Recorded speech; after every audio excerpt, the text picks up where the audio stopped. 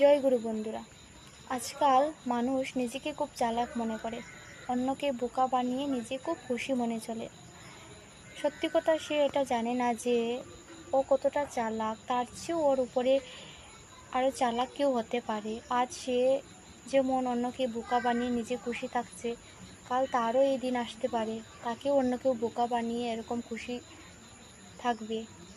তাই কখনো অন্যকে বোকা বানিয়ে বা অন্যকে ধোঁকা দিয়ে নিজে খুশি থাকাটা উচিত না, নিজের স্বার্থের জন্য।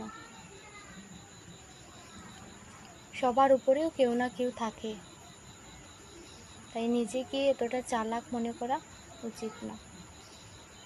কথায় বলে না, অতি চালাকের গলায় দড়ি। মানুষ নিজেকে কী যে ভাবে, তাই সব সময় হাজার হাজার কান সজাগ রাখা উচিত। কথা কম বলো, কিন্তু কান সবসময় সজাগ রাখতে হবে। কোথায় কি হচ্ছে না হচ্ছে তা কিন্তু জানতে হবে। কথা বলাটা এতটা ইম্পর্টেন্ট না, কিন্তু শোনাটা খুব গুরুত্বপূর্ণ।